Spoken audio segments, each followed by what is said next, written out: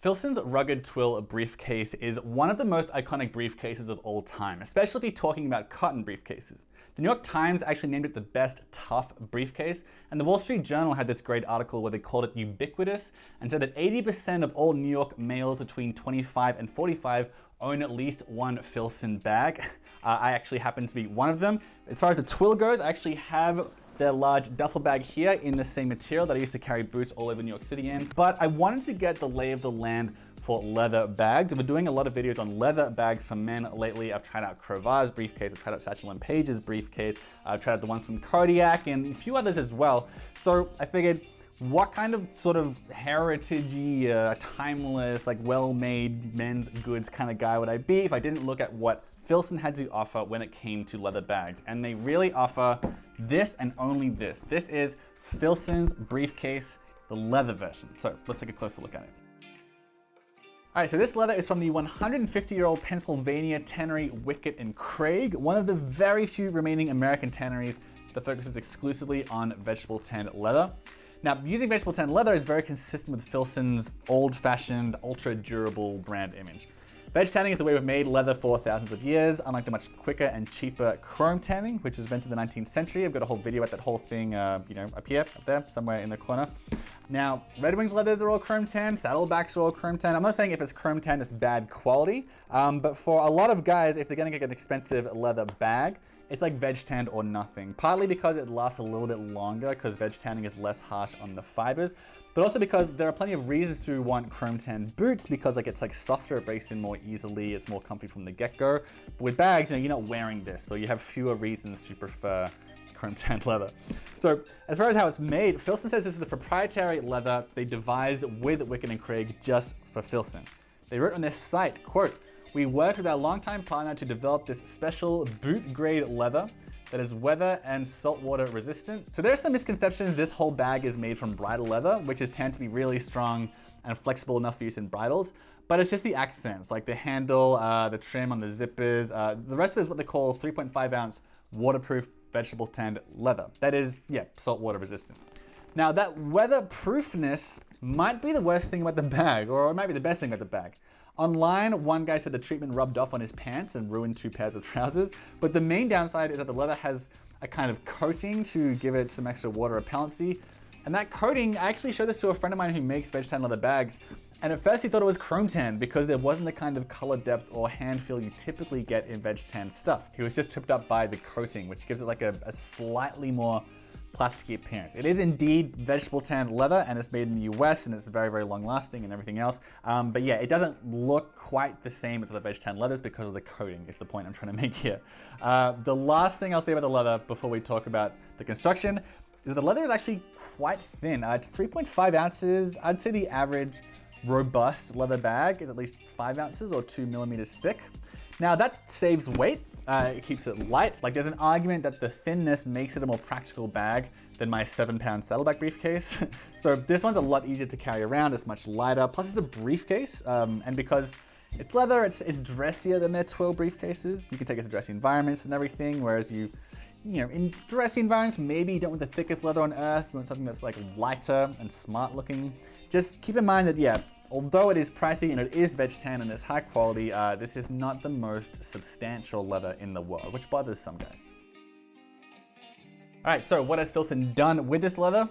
They've made an all leather version of their rugged twill briefcase. So this is 15 3/4 of an inch by 3.5 inches by 12 inches. So that's it's like a little bit over 11 liters, which isn't a ton of space, but then again, this is a briefcase, it's not like a postman bag or anything. But it's not all business. This is a hugely popular model because it does a really good job of straddling that line between casual and dressy. I mean, dressy might be a bit of an overstatement, but this sort of design here is the kind of bag that looks really good with it looks great with a suit or with a blazer or with jeans, right? So baggy jeans and dirty sneakers might be a bit of a stretch, but any sort of like a casual heritage type outfit, like here it is with like my Filson Mackinac, for example, it works just fine. So it's got this really interesting feat of design where it's gonna look just fine in a boardroom and also just fine with like a heavy wool coat. Compartment-wise, it's not crazy complicated. You've got two nice, clean document pockets on the inside here, which are made from twill as well, like the other briefcase. You can also obviously fit in a laptop here as well. On the front of these pockets, you've got like some little compartments into which you can slip your pen, your wallet, that kind of stuff. But overall, it's not the most complicated stuff inside. Like for example, there are no water bottle holders or anything like that. So it's relatively nice and clean, but it is nice to note that yeah, you do have a laptop sleeve here, which is something you don't often get in sorts of like men's leather bags. It's also worth noting, if you take a look at this, that the edges have rolled leather on them, and that's true all for like the entirety of the bag, right? So what that means is that it helps to protect the edges of the leather from fraying. It also looks a lot cleaner. And also it adds like a bunch of time to like the production of the bag. Like it takes a lot more labor and like considerably more skill as well. And that's a good thing in that this is a $1,000 bag. And if you are looking at $1,000 bags and you're in the market for one, and you've been looking up stuff like what to expect from a bag that costs this much money, yeah, you would probably be saying that you expect at least like finished edges, like burnished or treated with wax or something like that.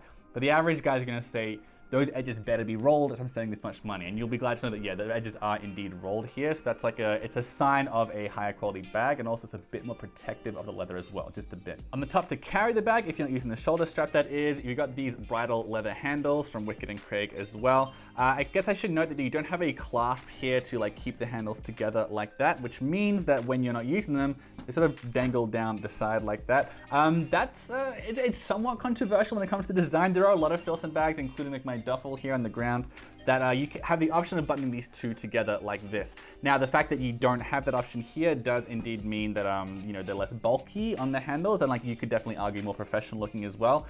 That said, I had a friend who calls it, he said it was quite feminine, the way the handles dangle down like this. I don't know if we really need to gender it like that, but yeah, some guys don't like that, and that's worth pointing out. The only real practical thing to consider though in that regard is that if you've got a lot of stuff in the briefcase that's weighing it down, then it's going to be a bit more uncomfortable on the hand here holding it than it would be if you had, yeah, again, that extra strap of leather there that you can like clip together.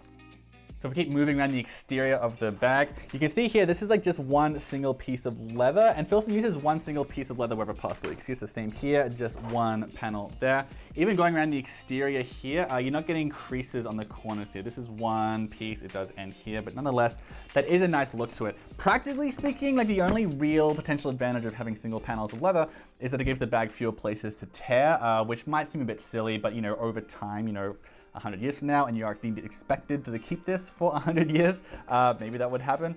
More than that though, honestly, it looks better, which I think is a significant thing if you're spending $1,000 in a bag and you want to be able to take it into boardrooms and that kind of stuff. Yeah, you want to have like a more elegant look than something with like big stitches running down the front of it, like on my Kodiak bags, which are cheap and not very good. The other thing about the single panels of leather is that it is more expensive to do, because when you have, like, the more pieces you have in the bag, the more pieces of leather you're using, basically that means that you can use like scrap leather, like stuff that's sort of lying around the tannery or the workshop or so on. It means you don't have to throw away as much, which means you save money when you have more pieces of leather. So you have nice single panels here. And again, for a $1,000 bag, yeah, it'd better have single panels of leather, but thankfully this one does. The other thing I wanted to mention as well is that the D-ring here on the strap, while we're kind of going around the side of it, the D-ring here swivels. You see that? So this can turn around like a full 360 degrees, which is actually pretty rare when it comes to bags like this, and it has a lot of implications for comfort as well. It means that the strap's a lot less likely to get tangled and so on. So that's a really nice thing I liked as well. And this hardware here, this is brass, as is the zipper, as is this nifty keychain that you got here on the front of the pocket. And brass is a really good material for heirloom bags like this because brass doesn't rust. It does tarnish over time, but then you can call it antique brass, and that's a look that people also really like. So yeah, when you got brass here, a lot of people look at that and they'll say, oh yeah, good, I'm not really like worried about what this bag is gonna look like in 50 years.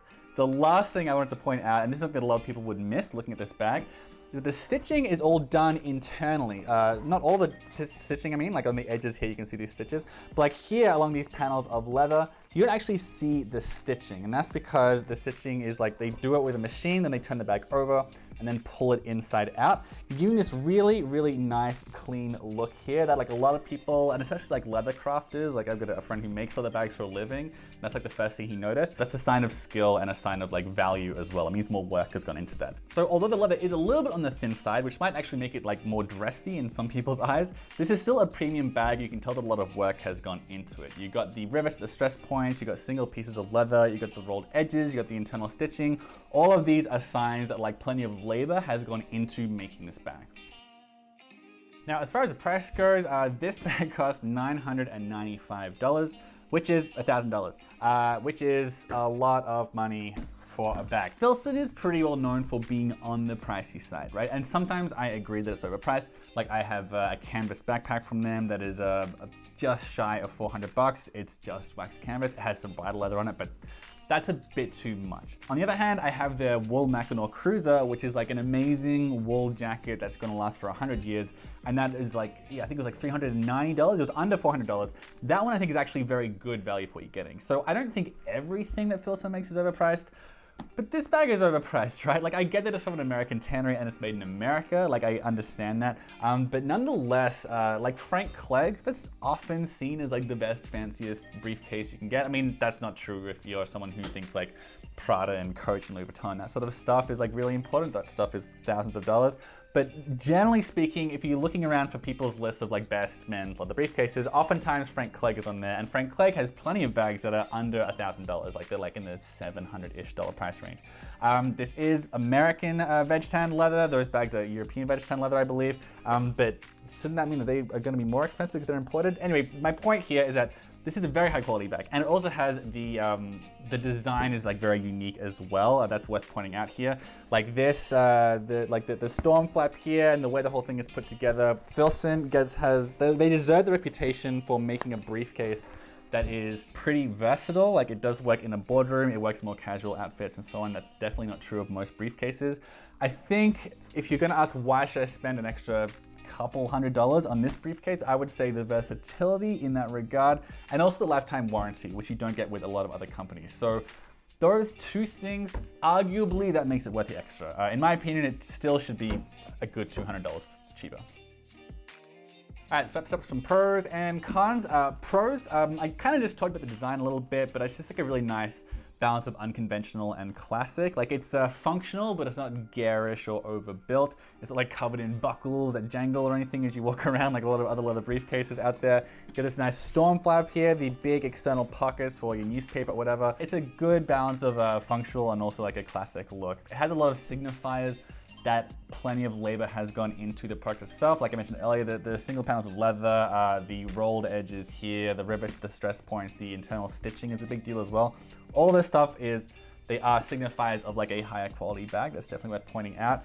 The Americanness of the bag is something that is very important to a lot of guys, especially when they're buying Filson. If you are someone who loves Filson, the fact that they're made in America is a big deal too. So it's all made in America, and the tannery that makes it is in America as well. Wickett & Craig is a very, very beloved tannery that many, many people adore. And there are very few tanneries in the US that are doing vegetable tan leather. There's like Wickett & Craig, there's Herman Oak. I think there's one or two other ones that's slipping my mind right now. But it's extraordinarily hard to find vegetable tan leather in general, and much, much harder to find vegetable tan leather in the United States. Many guys, it's vegetable tan leather or nothing, and Filson really came through in that regard. Potential downside to this bag, I'll start small. This is a bit uncomfortable in the hands because there's nothing like clasping the handles together as well, which is emphasizing again because some guys don't like it when the handles kind of drop down like that, so it's worth pointing out. It also has this strap here that it comes with. It's lined with felt wool, which is very nice, but it takes a little while to break in, and it does sort of, it easily slips off the shoulder the first like several times you wear it, like the first like, I don't know, few weeks, few months. So that's worth pointing out as well. The bag has breakable parts. So by that I mean it has zippers. It also has this snap closure here. When I'm talking about breakable parts, basically a lot of guys, if they want a bag that doesn't have breakable parts, it means they want a bag that has buckles or stud closures. And that's really not a huge deal because A, You know, that's only a big deal if the bag is like many decades old, but then again, well, guys are planning on having this for many, many decades. That said, again, Filson has that lifetime warranty, so if anything breaks, you can always get it fixed, right? So the price, that does bug people a lot. Yes, that's considered a con as well. And I would agree that it is more expensive than it needs to be. It is all Wicked and Craig vegetarian leather, which is a big deal. There are cheaper alternatives out there. However, Filson does have the lifetime warranty, which is really, really worth emphasizing here, because what that effectively means is that you never have to buy another briefcase. So it's like $995, but you never have to buy another briefcase ever again in your entire life. Balance that out over the rest of your life. Especially add in the fact that the leather looks cooler as it ages and nice and beat up, so it's only going to get better looking as it ages. For many guys, it's actually not that expensive when you think about it. I would still like it to be, yeah, $200 cheaper. Definitely $100 cheaper. Finally, the leather here is on the thinner side. Now, there's maybe an argument to be made that if you want to be able to wear this in more formal occasions, like really thick leather isn't that dressy, but I don't think, I mean, there's an argument for that with like shoes. I don't think it's really the case with bags. This is on the thinner side. Some guys consider that to be not a great deal. And also with the leather, it has this waterproof treatment on it. So it is waterproof in that regard, but you know, it doesn't have the same sort of depth of color and weight that some people like from the vegetable tan leather because of the thinness and also because of the treatment. And speaking of the waterproofness, you still get exposed zippers here, right? So some guys, you know, they'll spend this much money on this briefcase and they'll get it, they'll see exposed zippers and they'll say this isn't even actually a waterproof briefcase. The leather is waterproof, but yeah, maybe don't take this, you know, fishing in the Arctic. All right, those are my thoughts on the Filson leather briefcase, made in America, lifetime warranty, vegetable tan leather. There are plenty of upsides to it. If you like it, it will be the last briefcase you ever buy because you got that lifetime warranty and everything. There's a link in the description below if you want it. I've also got a link to my full written review of this where I have like lots of pictures and everything else. Click around the website. It's a very nice website. That's it. That's the whole video. Make sure you subscribe because I've got a lot more other bag reviews, also boot reviews, all sorts of leather heritage sort of stuff coming up.